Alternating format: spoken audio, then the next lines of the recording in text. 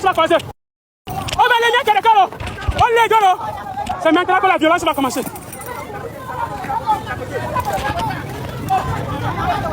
C'est maintenant que la violence va commencer.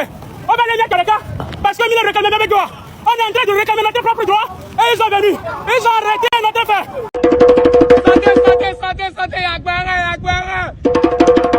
Mesdames et messieurs, soyez les bienvenus. Aujourd'hui, on se retrouve encore pour une nouvelle vidéo. Tout est gâté actuellement sur la toile. Tout est bouleversé. Je vous laisse regarder la vidéo et donner vos avis en commentaire. Oui, moi je suis de Pia Akei. Fort est mon grand frère. Je suis de Pia Akei. C'est mon père qui est le chef du village à Pia Akei. Vous pouvez vous renseigner. Donc, je peux pas mentir. C'est pas parce qu'on est de même village que je vais le laisser foutre le bordel. Ceux qui sont là-bas, c'est parce qu'ils ne sortent pas. Ils sont bornés. Vous voyez, le cabier, c'est quelqu'un qui est loyal dans les bêtises. C'est pas parce que on est du même village que je vais le laisser. Quand c'est pas bon, c'est pas bon. Les cabiers, vous qui êtes sur cette panel-là, vous ne devez rien à la famille Nyasingbe. Le Togo se réveille. Alors que les rassemblements du 8 décembre se préparent, une voix nouvelle secoue la scène politique. Le mouvement M66 voit ses rangs grossir. Mais cette fois, la surprise vient de l'intérieur. Une femme affirme être la sœur du président Faure Gnassingbé, née au village de Pia Akei, fille du chef de village. Son message ? Direct et sans concession. Si le président fait du mal à son peuple, elle le combattra. Elle se présente comme porte-parole des sans-voix et rejoint le combat de Dame Gnakadé, aujourd'hui muette après son arrestation. Dans cette vidéo, nous vous présentons son message en intégralité. La sortie d'une personne de la famille présidentielle révèle un effritement inquiétant du bloc au pouvoir, une aubaine pour le M66. Le régime va citer-il ? Le 8 décembre pourrait être un tournant. Restez avec nous, on décrypte la suite. Abonnez-vous, likez et partagez pour suivre les développements en direct. Attendez, la vraie fille de Pia, attendez s'il vous plaît. La vraie fille de Pia, lorsqu'on parle de Pia, si je ne me trompe pas, est-ce que ce n'est pas le village de Monsieur Faure Gnassingbé? Oui, moi je suis de Pia Akei. Fort est mon grand frère. On est du même village, c'est mon père qui est le chef du village. Vous êtes... Non, attendez, madame, s'il vous plaît. Vous êtes en train de nous dire ici que vous êtes une sœur de quartier, une sœur de même village que le président, le dictateur Faure Gnassingbé. Oui, mais d'après les informations que nous on a reçues, on nous a dit que dans son village, tout le monde est derrière lui, que tout le monde le suit aveuglément. Même quand les gens s'ils ont fait, quand les gens n'ont rien du tout, ils acceptent ça et ils sont derrière Faure Gnassingbé aveuglément. Mais vous êtes en train de nous dire que vous êtes sa soeur et pourtant vous montez ici devant ces personnes pour le dénoncer, pour le désavouer. Est-ce que vous êtes sérieuse, madame? Dites-nous la vérité. Dites-nous tout, s'il vous plaît. Je vous jure sur la tête de mes enfants, je m'appelle Baka Mawabibé. Je m'appelle les Kabiers, je m'appelle Baka Mawabibé. Je suis de Pia Akei. C'est mon père qui est le chef du village à Pia Akei. Vous pouvez vous renseigner. Donc, je peux pas mentir. C'est pas parce qu'on est de même village que je vais le laisser foutre le bordel. Ceux qui sont là-bas, c'est parce qu'ils ne sortent pas. Ils sont bornés. Vous voyez, le cabier, c'est quelqu'un qui est loyal dans les bêtises. C'est pas parce que on est du même village que je vais le laisser. Quand c'est pas bon, c'est pas bon. Quand c'est pas bon, c'est pas bon. S'il travaillait, et puis on le critiquait, s'il travaillait, on le critiquait, je vais dire que non, les gens exagèrent. Il ne travaille pas. Pourquoi je vais supporter le... S'il vous plaît, donnez-nous la force. Attendez, madame, la vraie fille de Pia, s'il vous attendez. Oui. Mes chers amis, nous avons besoin de votre force. Nous avons besoin de vos encouragements pour continuer à animer ces panels, s'il vous plaît. Vous savez que c'est comme ça que TikTok fonctionne. Plus vous nous donnez la force, plus vous nous encouragez, vous allez voir, TikTok va agrandir notre communauté, on aura plus de monde. Donc donnez-nous la force, s'il vous plaît. Vous savez que nous faisons le travail pour nous tous, mais vous avez le pouvoir. Vous avez le pouvoir de nous propulser en avant. Vous avez le pouvoir de nous propulser en avant. Faites-le, s'il vous plaît, chers amis. Donnez-nous la force. Merci beaucoup à vous, citoyens. Merci beaucoup à vous. Voilà, citoyens. Merci beaucoup à vous. Continuez, la vraie fille de Pia. Dites-nous, la sœur de Faure Gnassingbé est avec nous sur ce panel. Écoutons-la, s'il vous plaît. Allez-y, la vraie fille de Pia. Oui, je vous disais, c'est pas parce qu'on est d'un même village que, comme il nous fout rien, je vais être derrière lui.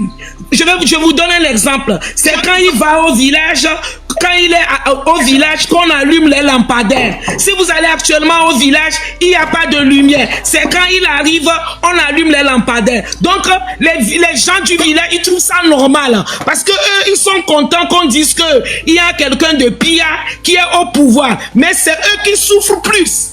Vous allez là-bas, eux ils souffrent, et les jeunes qui ont un peu compris, ils ont déserté le village, ils sont à Badou, à Padime, ils font du jardinage, et puis ils viennent vendre à Sigame.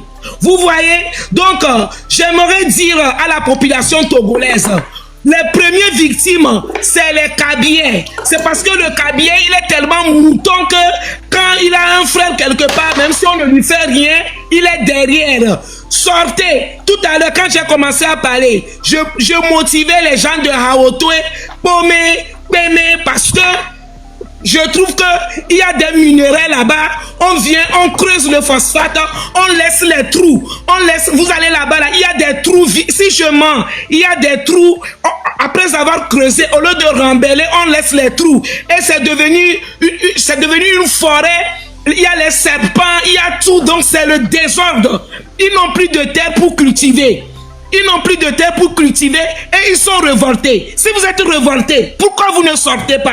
Il y a un qui est en train d'écrire, celle qui vous parle vient d'une famille privilégiée. Monsieur, je suis né au camp hérité. Je quittais le camp, j'avais 12 ans. Mon père fut adjudant-chef.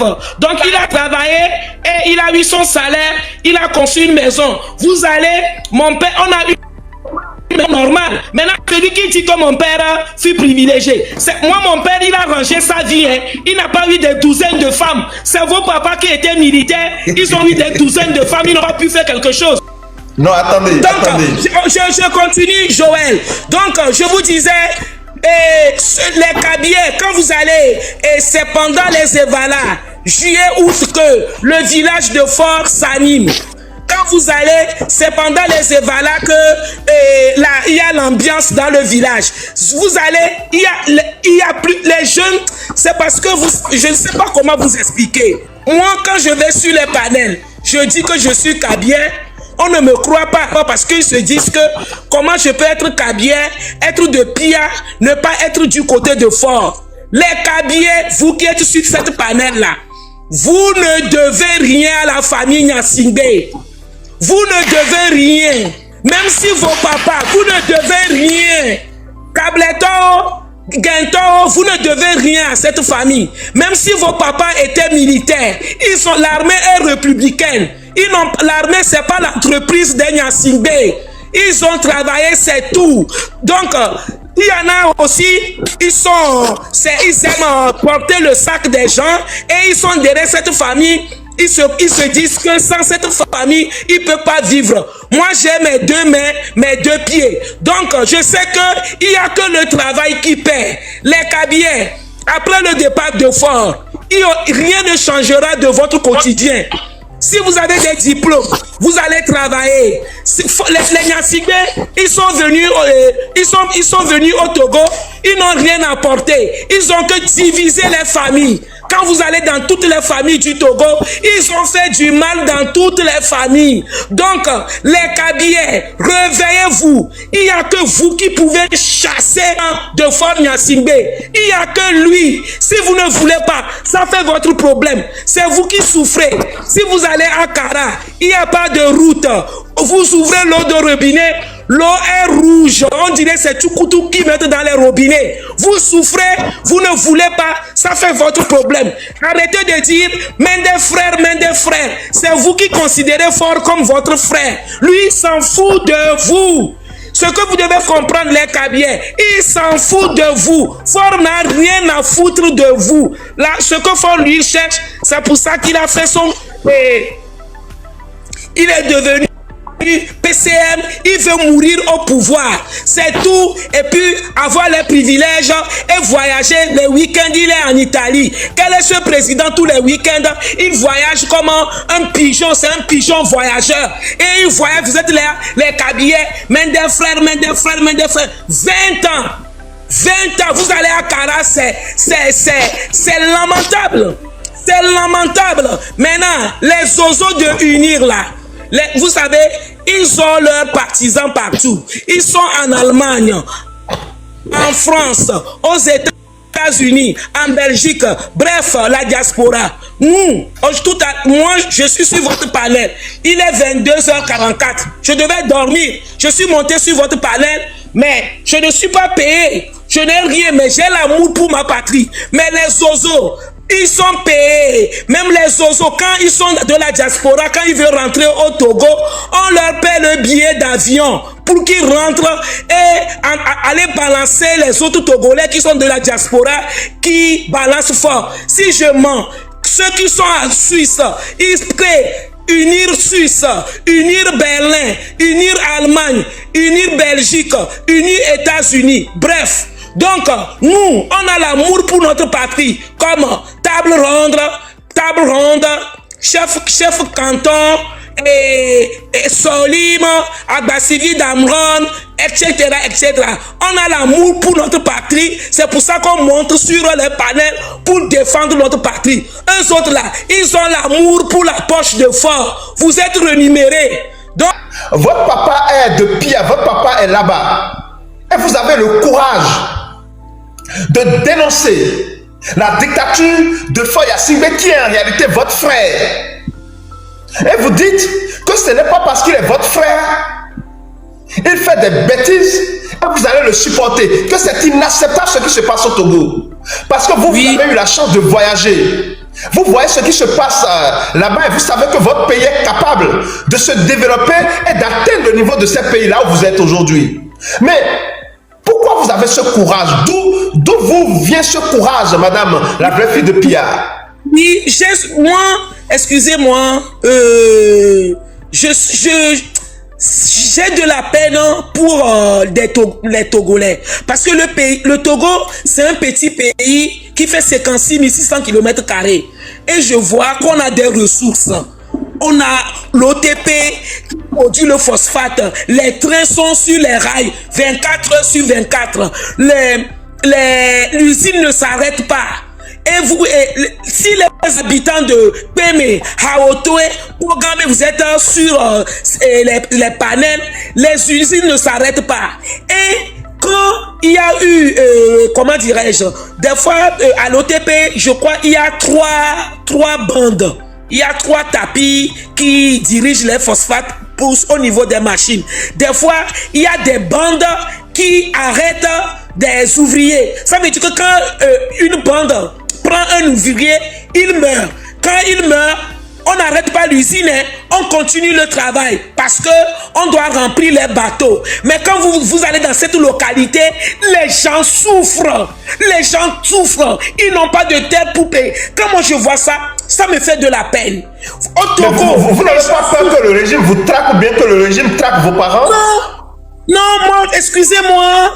Moi, je sais que je connais le régime. Mon père fut militaire. Je suis né au camp hérité. Je sais de quoi le régime est capable. Mais moi, j'ai 3 enfants. Je dis à mes enfants, vous savez, parce que mes enfants savent que je participe à plusieurs marches.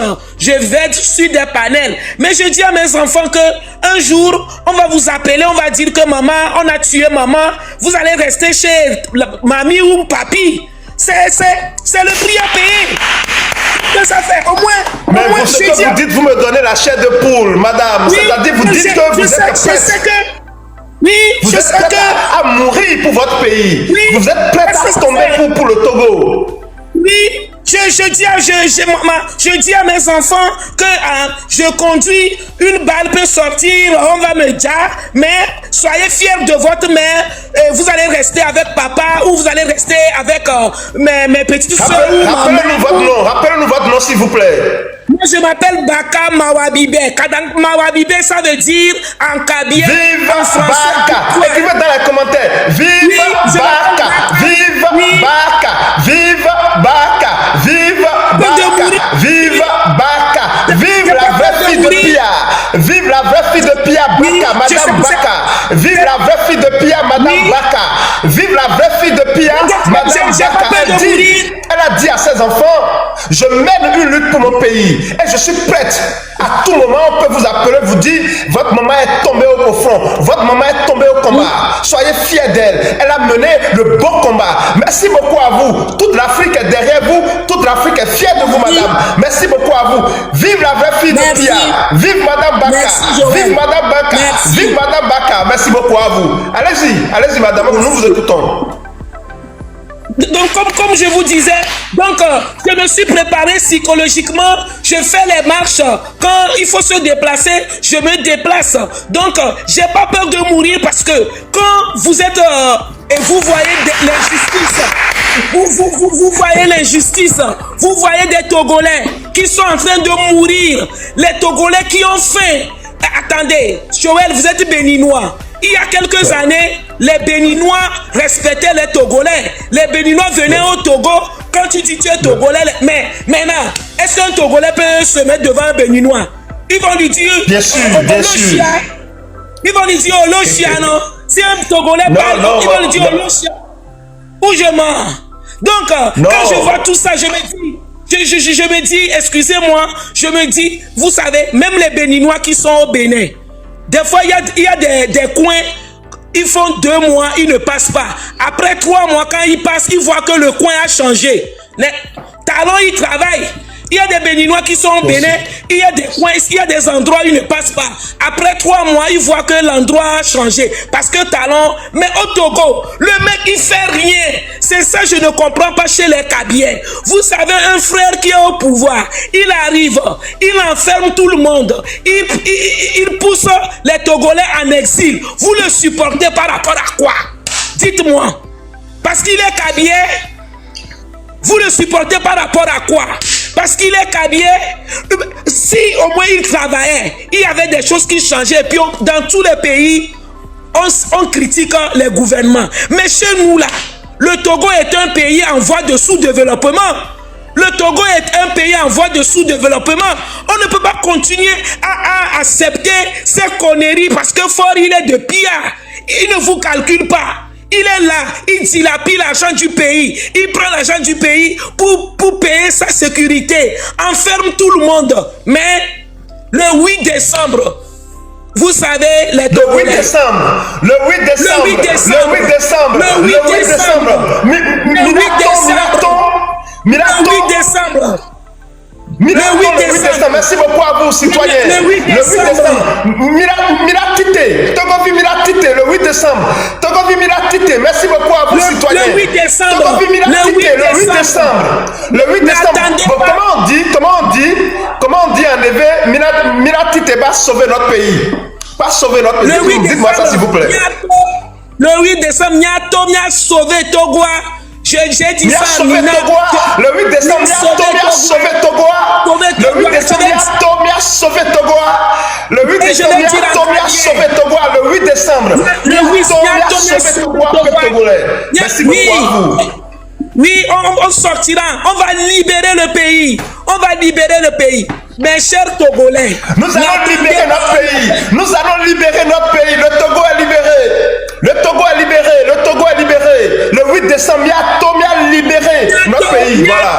On va sauver le Togo. Mes chers compatriotes, n'attendez pas.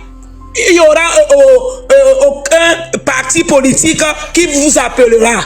Moi, quand je sors, c'est pas quelqu'un qui me demande de sortir. Je sors parce que j'ai l'amour pour ma patrie. Si vous êtes dans, je ne vais pas citer le nom des partis, vous avez l'amour pour votre pays, sortez. Vous sortez pour vous-même. C'est comme quand vous allez à l'église. Demain, on vous dit que le pasteur était ça. Vous avez toujours votre foi. Donc quand vous sortez pour vous-même. Vous ne sortez pas pour un parti politique. Vous sortez pour vous-même parce que c'est la patrie qui vous appelle. C'est pas votre responsable politique qui vous appelle. Parce que quand on va sortir dans les rues, quand on va nous taper, c'est nous qui allons avoir mal. C'est pas notre président de parti qui aura mal. Donc vous-même là, quand vous regardez à gauche, à droite, vous voyez que les choses ne vont pas bien. Vous devez sortir. Vous devez sortir pour libérer le pays. On va sortir le 8, mais on ne sait pas quand on va rentrer. Les militaires, les gens qui sortiront, il y aura les enfants des militaires, il y aura les parents des militaires, il y aura tous des militaires. Donc ils peuvent nous taper un jour, 2 jours là. 3e jour là, ils seront fatigués. Ils ont dit, Madame Baka, les militaires, certains militaires m'ont appelé, on a échangé sur WhatsApp, ils m'ont dit, Monsieur Joël, nous les militaires, là, nous les soldats en bas ici, pas ceux qui sont autour de Fort là-bas, nous voulons supporter le peuple togolais, mais nous voulons un engagement. Le peuple doit vraiment sortir, se mobiliser. Alors là, on aura confiance et nous allons les accompagner. Parce que si c'est un petit groupe et que nous, on se met et puis on les accompagne, si la lutte échoue, mais on va nous faire du mal. Ils vont nous dire, ils vont même dire à nos familles. Donc aujourd'hui, le peuple doit sortir, doit se mobiliser pour que les militaires, les soldats puissent les accompagner. Donc peuple togolais, le 8 décembre, Mia sauvé Togo. C'est ça la vérité. Le 8 décembre, Mia massivement. Allez-y, la je vais parler en cabiais. Là, je dois parler en cabiais pour que mes cabiais qui sont têtus, qui ne veulent pas nettoyer les oreilles là pour qu'ils puissent entendre. Parce que le cabiais est trop têtu. Kabimba, Kabihala, Kabimba. Le 8 décembre, et Tchaïmede, Pin Elo, c'est que Tron Fort Nyasingbena, Fort Wapela, certes, Ege Kabedona, mais elle a Knabio. Ob Karade région d'ailleurs, Nabio fait. Donc, pour d'aller au bin le c'est Fort Ege Kabedona, mais elle a Knabio. Y'a Fort Erewayo. Peut-être pas de la cacabe d'ailleurs, de la que. Peut-être qu'on nous gomme de la cacabe zonzi, de la code de Vala Nabucho, Bolo le fort, de la code de Akpema Nabucho, Bolo le fort. Donc son nom, fort Erewa, de là qu'on continue de la tradition. Et tiens, de bin Elien, et tiens, de bin Bawe, you has to l'air, puis les, bin le erong le eya nyangme, et dans le bin le erong le eya to mise, mi kabimba, mudokana, me tokana bio, elo, etiketena, ela kaharona, et tiens, me dio, et tiens, me de bin ron for nyasinde, mes amis. Je leur ai dit que les cabiers, le problème des cabiers a un problème. Vous savez, dans la région de la Kara, chaque année, au mois de juillet, on fait les évalas. Donc, quand vous allez au Togo, au mois de juillet, l'administration togolaise ne fonctionne plus. Ils sont là-bas, ils vont bloquer pendant 2 semaines, faire leurs conneries. Mais c'est la tradition. Avant que Ford ne soit président, c'est une tradition. Même demain, s'il part, on continuera à faire nos traditions, mais on ne va pas mobiliser l'administration. C'est ça qui frustre. Vous voyez Joël, c'est ça qui frustre nos parents du Sud. Parce que quand vous venez au Togo, au mois de juillet, 2 semaines, l'administration française et togolaise est arrêtée. Et les gens sont fatigués de voir ces conneries à la télé. Les gens sont fatigués parce que il y a certaines traditions. On fait à Bobozan, on fait à Izan, on fait des choses au Togo. Ça passe même 2 minutes à la télé et c'est fini. On mobilise une télévision pendant 2 semaines en train de terrasser les gens parce que pour faire plaisir aux petits. Oui, bonsoir mes chers compatriotes. Bonsoir. J'espère que vous allez bien. Donc je profite pour monter dans le live de Joël. Le 8 décembre est une date cruciale parce que les Togolais souffrent. On ne peut pas vivre au Togo et puis aller travailler au Nigeria juste pour s'acheter une moto pour rentrer au Togo pour travailler. Donc, les habitants de Haotoué, Peme, Ogame, vous devez vous réveiller. Vous avez tout dans votre ville là-bas. On exploite le phosphate là-bas. Vous voyez que la fumée, vous ne voyez pas l'argent. Vous devez sortir. Les terres vous appartiennent. Ils vous ont pris vos terres là-bas. Ils creusent le phosphate. Ils extraient le phosphate. ils vendent le phosphate. Vous n'avez plus de terre pour cultiver. Vous allez à Haotoué, même à Peme. Les enfants qui naissent là-bas ont les dents jaunes. Votre héritage, c'est avoir les dents jaunes parce que les fumées du phosphate tombent dans l'eau quand les enfants boivent et vous avez les dents jaunes. Mais c'est les terres de vos parents. Vous ne pouvez pas rester dans une rivière et puis avoir soif. Personne ne viendra dans vos régions là-bas vous aider à dégager ce gouvernement. Vous devez sortir. C'est pas on va venir vous donner 2000 francs, 2000 francs et puis vous allez laisser fort là-bas. Les habitants de Vaughan. La première ministre, j'oublie son nom, et elle arrive et vous achète 3 cyclistes, 3 tricycles ou je ne sais pas quoi pour les hôpitaux et puis vous êtes content. Est-ce qu'elle-même quand elle est malade là, elle monte dans le tricycle pour aller à l'hôpital? Est-ce qu'elle monte dans le tricycle? Vous devez oui, d'Aubert ou je ne sais pas quoi. Vous devez vous réveiller. Chasser ce gouvernement de moribonds. Maintenant, arrêtez de dire que les gens qui ne sont pas au Togo, qui n'ont qu'à venir faire la lutte avec vous. Ça ne se passe pas comme ça, hein. Ça ne se passe pas comme ça. Dans une entreprise, il y en aura qui seront à l'usine, d'autres qui seront à la banque, d'autres qui seront... Nous tous, on ne peut pas être sur le terrain. C'est pour ça qu'on demande aux gens de cotiser. Ceux qui sont sur le terrain, s'il y a un souci, on peut les prendre en charge. C'est comme ça. Arrêtez de dire oui, on va faire la lutte. Ça ne se passe pas comme ça. Même dans une famille, vous pouvez être 10. Peut-être que c'est une seule personne qui a l'argent. Quand il y a un problème, il sort l'argent. L'autre, il a les idées, il donne les idées. L'autre, il fait ça, il fait ça. Donc, c'est comme ça qu'on doit se comporter dans ce pays. Réveillez-vous. Ce qui se passe, c'est pas une question du nord, sud, est, là. Fort, il peut faire 100 ans au Togo. Il va rien faire. Il va rien faire. Pendant 20 ans, il n'a pas pu construire la route Lomé-Saint-Cassé. Vous croyez qu'il fera quelque chose? Il n'est pas venu pour nous. Il est venu juste pour amasser de l'argent et puis entretenir ses nombreuses femmes. Donc... Le problème même de ce régime, c'est que toute personne qui est dedans et qui vient dedans, que tu sois ministre, que tu sois... Il y a une chose... interdiction de réaliser quoi que ce soit. Vous n'êtes pas autorisé de faire même un pavé dans votre village. Vous comprenez? Lorsque vous entreprenez quelque chose... Merci que vous êtes fait. Merci. Lorsque vous... Mais comment savez-vous cela, madame? Comment savez-vous cela? Ou bien vous étiez resté... Pourquoi voulez-vous que je parle de tout? Je ne peux pas tout dévoiler, je vous dis ce que je fais.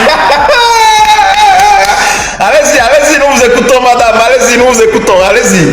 Vous voyez, c'est l'interdiction totale. Vous ne pouvez rien entreprendre. On ne doit pas penser que tous ces gens... Ils n'aiment pas leur village, ils n'aiment pas leur... Non, on ne peut rien faire puisque le régime est... L'idéologie, c'est d'appauvrir le peuple. Un peuple affamé est un peuple soumis, c'est leur slogan. Et quand tu rentres dedans et tu veux réaliser, en même temps on te met de côté ou...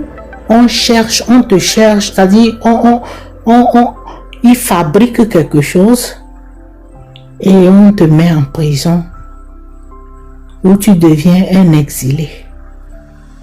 C'est comme ça. Au fait, ce régime, quand on est dedans, on est en prison. Hein.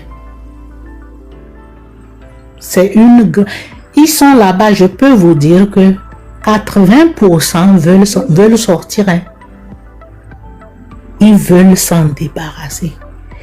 Ils sont plus prisonniers que Grace Koumaï et les autres. Donc, c'est cette information-là que j'avais voulu apporter pour que chacun comprenne ce qui se passe là-bas. Il y a beaucoup. Et puis, il y a même... Bon, si moi je suis dedans, par exemple, moi je suis dedans et puis après, je ne peux rien faire pour mon pays, je ne peux rien faire. Bon, ceux qui rentrent, tout le monde pille, tout le monde prend sa part. Si je ne peux rien réaliser, je vais aussi vouloir prendre ma part, vrai ou faux. Joël, c'est une question que je pose. Oui, effectivement, mais bon, pourquoi si on est patriotique, si on est patriote, je vais préférer peut-être quitter et ne pas prendre. Je ne vais pas faire comme le ministre a dit, je ne vais pas faire comme lui. Moi, je vais préférer quitter et démissionner, quoi. Moi, je ne le défends pas, Moi, je ne le défends pas, Mais je me dis, bon, on peut quand même grignoter, vous voyez, on peut vouloir grignoter quelque chose, il faut qu'on se dise la vérité, tout le monde, je ne dis pas manger, je dis grignoter. Eux, ils mangent, mais on peut peut-être grignoter, avoir des faveurs, avoir des pots de vin, vous voyez ce que je veux dire, c'est ça qui peut, mais au Togo, c'est que eux, ils sont là, ils pillent parce qu'ils sont aussi incapables de réaliser puisqu'ils ne peuvent rien faire. Et c'est ça c'est ça le problème. Au fait, le problème c'est-à-dire, vous êtes en train de dire par exemple, Madame Yatik, ce que vous dites ici, un Togolais qui a eu beaucoup d'expérience en Occident. Le monsieur, il a fait la France, il a fait les États-Unis, il a fait peut-être la Chine, et puis il a vraiment des compétences. C'est un monsieur talentueux. Et il a des projets pour son pays. Il a des ambitions pour le Togo. Et il descend tout de suite au Togo pour pouvoir accompagner, pour pouvoir donner un nouveau souffle à ce pays-là. Vous dites que ce gouvernement ne va jamais lui permettre de travailler au Togo. Jamais. D'abord, dès que tu mets ton pied, on t'entraîne. Au fait, c'est que tu prêtes des serments. Tu prêtes des serments. On t'amène dans un club. Et tu dois être fidèle. C'est comme une secte, genre une secte quoi. Lorsque le gouvernement, tu viens maintenant, c'est une secte, on te met dedans.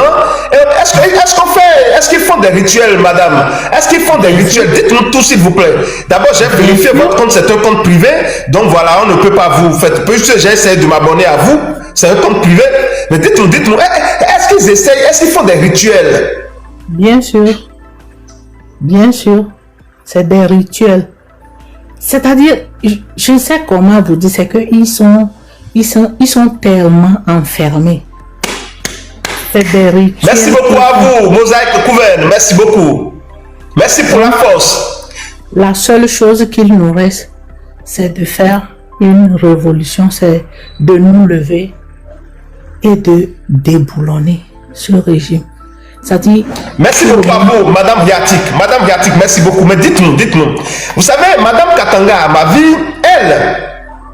Je vais lui poser d'abord une question avant de vous revenir, s'il vous plaît, parce que je ne veux pas dire des bêtises. Madame Amavi, est-ce que vous avez des enfants? Oui. Combien d'enfants? 5 ans. 5 ans? Plus 5 ans. Plus 5, ça fait 10. Non, sérieusement, s'il vous plaît. Est-ce que vous avez... Je prends soin de 10 enfants. Ah, vous avez pour vous-même 5 enfants. Et il y a encore 5 qui ne sont pas les vôtres, mais vous les entretenez aussi. D'accord, merci beaucoup à vous. Donc écoutez, Madame Yatik, une dame comme Madame Katanga à ma vie, elle a à sa charge plus de 10 enfants. Elle a 10 enfants à sa charge. Et pour autant, devant nous tous ici, devant plus de 500 personnes tout à l'heure, puisque le nombre était plus élevé, elle a dit, je suis prête, à donner mon sang à Faure Gnassingbé. Si c'est ce sang qu'il veut pour quitter le pouvoir, il n'a qu'à venir prendre mon sang. Je suis prête à me sacrifier pour le Togo. À visage découvert. Mais aujourd'hui, vous, Madame Yatik, vous êtes togolaise. Vous avez la détermination, puisque chaque fois que vous nous accompagnez, vous nous donnez la force. Je sais, mais dites-nous franchement, pourquoi vous, avec ce témoignage que vous faites, vous ne pouvez pas venir à visage découvert? Dites-nous la vérité, ce n'est pas un piège, vous le savez très bien, nous sommes de bonne foi. Dites-nous pourquoi vous Vous ne pouvez pas faire comme Madame Amavi, par exemple. Pourquoi? Non, je ne peux pas. Je ne peux pas. Excusez-moi, je ne peux pas. Mais je suis... Non, en fait, on ne vous demande pas de le faire. Mais dites-nous pourquoi, en étant togolaise, vous ne pouvez pas... Vous êtes engagé. Je vois que vous êtes engagé. Mais dites-nous, pourquoi vous ne pouvez pas? Est-ce que c'est parce que vous faites partie de ce régime-là aussi, d'une manière ou d'une autre, et que vous êtes aussi en prison? C'est votre manière à vous d'apporter la pierre à l'édifice, ou bien vous êtes sur le territoire, bon, vous n'êtes pas sur le territoire national. Dites-nous, Madame Riatik, dites-nous tout s'il vous plaît. Nous sommes à l'heure de la vérité. Non, au fait, ce n'est pas... Au fait, moi-même, j'aime pas me faire voir, hein. J'aime pas qu'on me voit. Je suis une personne qui aime beaucoup mon intimité, vous voyez. La discrétion. Oui, je suis très discrète. C'est tout le problème. Sinon, j'ai peur de personne. Je suis vraiment engagée et je mène mes actions comme je peux. Je sensibilise comme je peux. Pour le Téléthon, j'ai beaucoup sensibilisé, même dans les écoles, les mamans de mes enfants. Je les ai fait cotiser. J'ai fait beaucoup de choses. C'est tout ce que je peux faire pour apporter ma pierre à l'édifice. Je n'aime pas monter dans les lives, mais je vous accompagne parfois jusqu'à 2 h du matin. Oui, c'est vrai. C'est vrai. Vous voyez? En tout cas, merci beaucoup à vous, Madame Riatik, pour votre engagement, pour votre détermination. Merci beaucoup à vous. Que recevez les bénédictions de nos ancêtres ascensionnés, recevez la grâce et vraiment, vraiment le bonheur, tout et que toutes vos volontés, vos bonnes volontés se réalisent. Merci beaucoup à vous, Madame Riatik, pour votre engagement. J'aimerais profiter pour dire aux Togolais qu'il n'y a pas plus bon moment que ceci. Répétez s'il vous plaît. Vous dites au peuple togolais qu'il n'y a pas plus bon moment que ce moment. Cette date, 8 décembre, cette année, cette date, c'est une date. Ils ne peuvent pas comprendre. Mais cette date donnée fait trembler le régime. Parce qu'ils ne peuvent pas comprendre. Donc je demande que le peuple, nous nous unissons et que nous sortons et que nous sortons ensemble, que nous fassons. C'est-à-dire, même si c'est un quart, même si c'est 1/6 de Togolais qui sortent dans la rue, cette lutte, ça va. Et puis, je vais vous dire, hein, les Togolais qui sortiront, ce n'est pas eux qui feront l'affaire. Moi, ce que je vois, ils sortiront, mais le reste se fera entre eux, c'est-à-dire des militaires qui seront pour le peuple et d'autres minoritaires qui seront pour l'autre côté. Et c'est entre eux que ça va se passer. C'est ce que moi je vous dis. C'est ma prophétie, c'est ma prédiction et c'est ce que j'écoute les conversations et je sais que c'est ce qui va se passer. Donc, courage à nous, Togolais. Vraiment courage. Merci beaucoup à vous, madame. Merci beaucoup à vous pour votre détermination, pour votre engagement, pour votre pays. Merci beaucoup à vous. Soyez bénis. Alors, chers Togolais, en ce moment, je suis de Dakar, non. C'est le Togo qui compte. Je suis d'Anéro, d'accord, mais c'est le Togo qui compte. Je suis du sud, je suis du nord, je suis de l'est, je suis de l'ouest, je suis du centre. C'est le Togo qui compte. Notre seul parti politique aujourd'hui, le seul parti politique qu'il faut défendre, c'est le Togo. Nous devons nous faire confiance. Que nous soyons du nord, du sud, de l'est ou de l'ouest, nous devons nous faire confiance pour apporter ce changement-là, pour éclore ce Togo nouveau. Et c'est possible. Je vous dis que c'est possible. L'heure est arrivée. Foya Singbe va tomber. S'il ne démissionne pas, s'il ne quitte pas, s'il ne passe pas par la grande porte, je vous dis, Foya Singbe va tomber. Foya Singbe va tomber. Le seul moyen pour lui de négocier quelque chose, c'est de démissionner par lui-même. Le peuple togolais est debout. Et ce peuple n'est plus prêt à rester sous la dictature, à rester sous l'oppression. C'est terminé. C'est terminé la dictature. Merci beaucoup à vous. La vraie fille de Pia. Bonsoir à vous. Heureux de vous retrouver parmi nous. Est-ce que vous voulez venir en vidéo? Le cadre ne me permet pas. D'accord, d'accord. Allez-y. Le cadre ne me permet pas. Désolé. La tension monte au Togo à l'approche du 8 décembre, date annoncée pour un grand rassemblement du mouvement M66. Ce mouvement, né de la colère populaire et du désir profond de changement, gagne chaque jour de nouveaux partisans. Mais un événement inattendu vient secouer davantage la scène politique. Une femme, affirmant être la sœur du président Faure Gnassingbé, a pris publiquement position contre le régime en place. Originaire du village de Pia-Aké, où son père serait le chef de village, cette nouvelle voix affirme haut et fort qu'elle n'hésitera pas à s'opposer à son propre frère si ce dernier continue de faire du mal au peuple togolais. Son discours est direct, sans filtre, porté par une émotion authentique et une colère contenue depuis longtemps. Pour elle, la fin du régime en place est indispensable pour reconstruire un Togo nouveau, fondé sur la justice, la transparence et une meilleure redistribution des richesses nationales.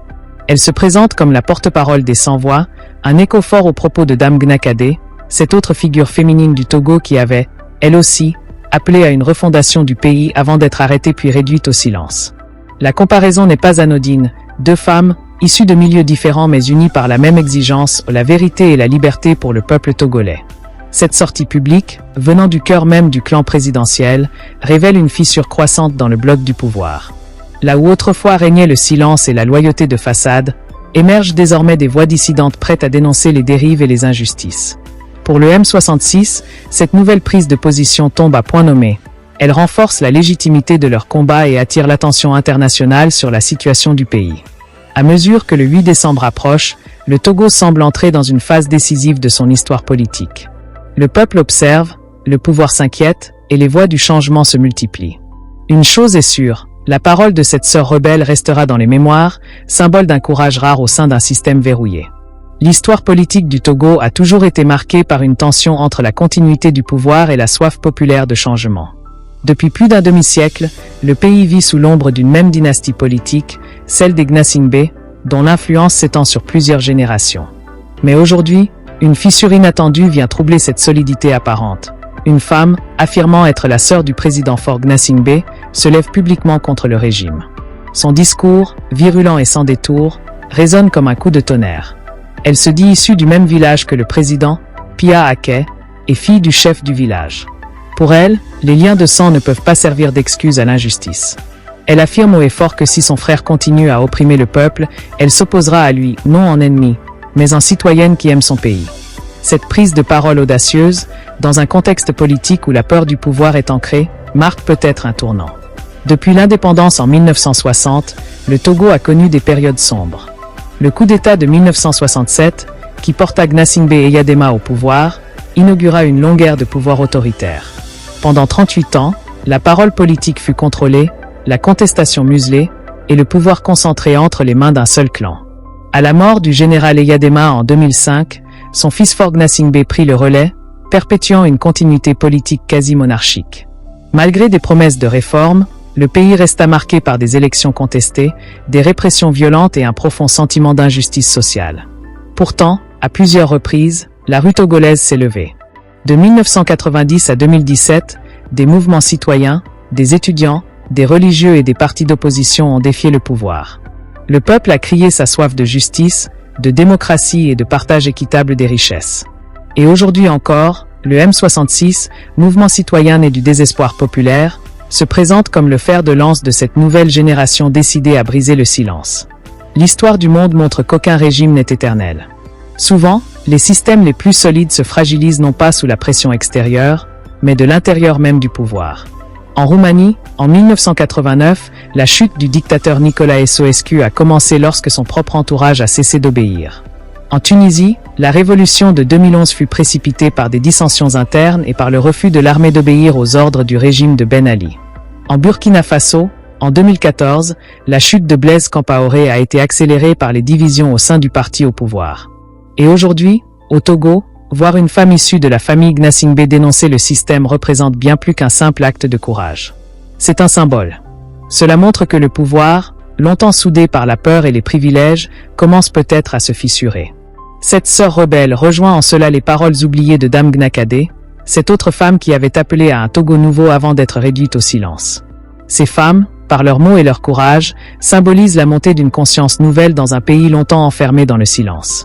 Alors que le M66 appelle à un grand rassemblement le 8 décembre, l'apparition de cette voix dissidente ajoute une dimension historique à ce mouvement. Les Togolais y voient l'annonce d'un changement inévitable, d'un réveil populaire qui dépasse les frontières politiques. Le peuple togolais, à l'image d'autres nations africaines, commence à réclamer ce que tant d'autres ont obtenu. La liberté de choisir, la justice sociale et la dignité nationale. Des pays comme le Sénégal, le Burkina Faso, ou encore le Niger, ont vu émerger ces dernières années de nouvelles figures de rupture militaires, civiles ou intellectuelles, qui ont osé dire non aux injustices et oui à la souveraineté populaire. Le Togo, longtemps resté en marge de ces grandes transformations africaines, semble aujourd'hui prêt à écrire son propre chapitre de libération. La question n'est plus de savoir si le changement est possible, mais quand et comment il surviendra. Le régime en place, confronté à la lassitude du peuple, à la pression du M66 et désormais à des voix dissidentes venues de son propre camp, devra tôt ou tard faire face à la réalité. Le temps du statu quo est terminé. Le peuple togolais souffre. Le peuple togolais souffre énormément. Mais que nos ancêtres ne t'oublient pas, Joël. Toi, Joël, ce que tu fais pour le peuple togolais. D'accord? Et quand je quitte sur toi, je vais chez ma maman à ma vie. La maman. Oui. En tout cas, mais tout le respect du Togo. Merci beaucoup. Et j'avais écrit en bas, à partir d'aujourd'hui, tu es devenue la maman Togo. Merci. Il y a une fausse maman Togo, mais toi, tu es la maman Togo. T'as capté? Voilà. Et tu sais quoi? Non. Tout ce que l'armée togolaise te fait, ils le font avec eux-mêmes ou avec elles-mêmes. Car tu es une femme, tu es leur maman et tu peux les engendrer. Ces militaires qui te font du mal, c'est une femme qui les engendre ou qui les a engendrés. Alors maman Togo, je te dis que tout ce qu'ils font avec toi, tout le mal qu'ils te font, ça va retomber sur eux. Merci. Et c'est pas loin, c'est pas loin. Hein. Attendez, vous allez entendre de leurs nouvelles. Moi, mon nom c'est Soletume. Soletume. Voilà, Soletume d'Agbemabou. Ok? Et force à toi, nos ancêtres sont derrière toi et tu vas réussir dans tout ce que tu fais. Merci. On s'en fout de ton français. L'essentiel, c'est qu'on te comprenne. Tu comprends? N'aie pas honte de parler, parle. Non, dis je ne suis pas français. Voilà, on n'est pas français. La langue française n'est pas notre langue. C'est une langue qu'on nous a obligé à parler. Et moi, cela, ils volent le pays. Moi, je ne suis pas français. Je ne vole pas le pays. Et moi, je prie que le prochain président togolais puisse bannir cette langue au Togo. Merci. Parce que nous avons nos langues à nous. Nous avons nos langues à nous. Quel est ce français qui parle notre langue à nous? Il n'y en a pas. Merci. Alors on se débrouille pour parler leur langue. C'est pas la fin du monde. Moi-même, je ne parle pas bien le français. Malgré que je vis en France, je ne parle pas bien le français. Déjà, c'est parce que c'est pas ma langue. Je le dis à tout le monde ici. Alors, je vais rajouter ceci, Joël. Cette lutte, on l'a déjà gagnée. Précisément de qui peut être le président du Togo. Les militaires qui tabassent la population peuvent devenir aussi, eux, le président du Togo. Une seule personne ne peut pas confisquer le pouvoir éternellement. Du père au fils, ça fait 58 ans, bientôt 60 ans de confiscation du pouvoir. Et ils chassent les mamans, les papas dans leur maison, ceux qui ont construit leur maison depuis des décennies. Et aujourd'hui, on voit ces parents-là se retrouver dehors. Alors, l'une des raisons pour lesquelles le Togolais doit sortir, le Togolais doit se mobiliser et sortir. Moi, je le dis à ma famille, toute ma famille, je leur dis, sortez. Si vous ne sortez pas, moi, je vais vous bloquer dans mon téléphone. C'est pas une menace, mais il faut qu'ils comprennent qu'ils doivent sortir. Parce que le Togo nous appartient à nous tous. Il faut qu'on fasse quelque chose. Nous devons agir pour la libération de notre cher Togo. Merci. Le Togo est un tout petit pays, mais très, très immensement riche. Immensement riche. C'est vrai. Avant, excuse-moi de te le dire, avant le Togolais avait tendance à se moquer d'une manière des Béninois. Parce qu'on ne pouvait pas comparer le Bénin et le Togo. Mais au jour d'aujourd'hui, le Bénin est en avance sur le Togo plus de 25 ans. Ou même 30 ans. Le Togo ne peut plus s'approcher du Bénin. Et ça, c'est une réalité. Mes frères et sœurs togolais, moi j'étais au Togo dans les années 90 jusqu'au moment où voilà, jusqu'aux années 95 96, et moi j'étais allé au Ghana. Je sortais toutes les sorties qu'on faisait au Togo, je sortais moi j'habitais à Pénou, j'habitais moi j'étais entre Pénou et rue Gaïtou. Et les gens de Baie, jusqu'aujourd'hui, ils sont les braves hommes du pays. Aujourd'hui, je ne comprends pas pourquoi la jeunesse ne veut pas sortir pour récupérer notre pays. Il faut qu'on récupère notre pays. Mettez-vous dans la tête qu'on ne le fait pas pour nous, mais on le fait pour nos arrière-enfants. Nos arrière-enfants. Alors pourquoi ne pas sortir? Chassons fort. Faites des groupes. Ne fuyez pas devant les militaires. Quand ils arrivent, arrêtez. C'est quand vous fuyez qu'ils vous poursuivent, ils vous arrêtent. Ne fuyez pas. Le 8 arrive. Avant que ça n'arrive, moi je rentre dans les lives. C'est mon message à la population togolaise. Ne fuyez pas. Restez en groupe. C'est à eux de vous fuir maintenant. Il faut que la peur change désormais de camp. Ouais. N'ayez pas peur. Prenez tout ce que vous pouvez prendre. Mais sachez que c'est une manifestation pacifique. Jusqu'à preuve de contraire, ça doit être une manifestation pacifique. Ouais. Voilà. Jusqu'à preuve de contraire. Au cas contraire, sortez avec tout ce que vous pouvez. Tout ce que vous avez chez vous. Vous savez, même monsieur Soletume, oui. Lorsque, regardez cette mobilisation qui est derrière moi. Lorsque des jeunes, la population togolaise va se mobiliser avec le drapeau, avec les drapeaux togolais, chacun avec le drapeau togolais en main, déterminé, on se tient la main, on se mobilise, une foule immense. Au fur et à mesure, la foule va s'agrandir. Je vous dis, les policiers, les gendarmes, les militaires vont rejoindre la marche. On il faut bien. Pas. Je vous dis, moi je vous garantis, si les Togolais se mobilisent, c'est pour ça que je dis, il ne faut pas que les gens s'organisent de quartier en quartier pour aller faire les ventes, pour vandaliser les choses. Ce n'est pas important. Ces choses-là vont gâter la lutte. Lorsque quelques groupes vont se retrouver dans de quartier en quartier pour aller essayer de vandaliser les choses, ils vont envoyer des militaires, ils vont commencer par tabasser les gens et les gens auront peur, ils vont faire, voilà. Il faut que les gens se mobilisent en groupe. Une foule géante, avec détermination, de façon civilisée. Oui. Tant que le régime ne va pas quitter, nous n'allons pas rentrer chez nous. Avec des chants de joie. Le Togo est libéré, le Togo est libéré, le Togo est libéré, le Togo est libéré. Fort Yassingbe, démission, Yassingbe, démission, Fort Yassingbe, démission, Yassingbe, démission, Fort Yassingbe, démission, Yassingbe, démission, Fort Yassingbe, démission, libérez le Togo, libérez le Togo, libérez le Togo, je vous dis. De façon déterminée, la dictature, nous sommes arrivés à la fin de la dictature.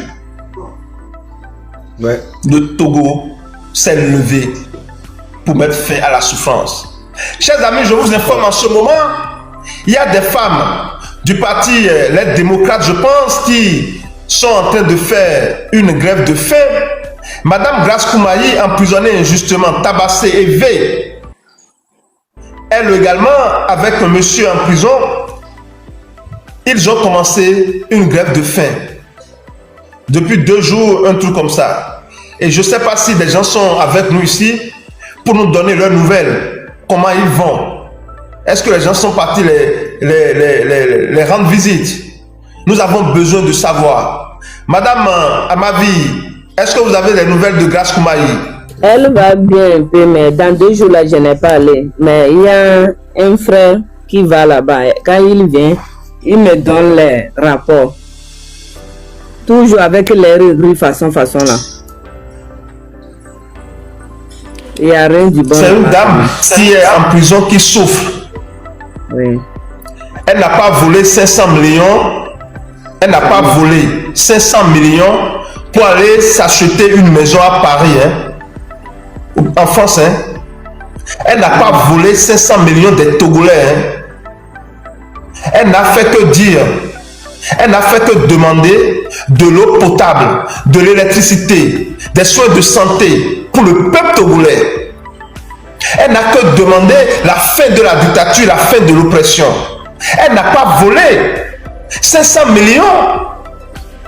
Elle n'a pas volé 500 millions. Elle n'a pas volé l'argent des Togolais. Elle n'a que demandé de l'eau potable, de l'électricité, des infrastructures, des soins de santé pour son peuple. Et pour ça, le régime dictatorial de Faure Gnassingbé est en train de tuer, de déjà cette dame.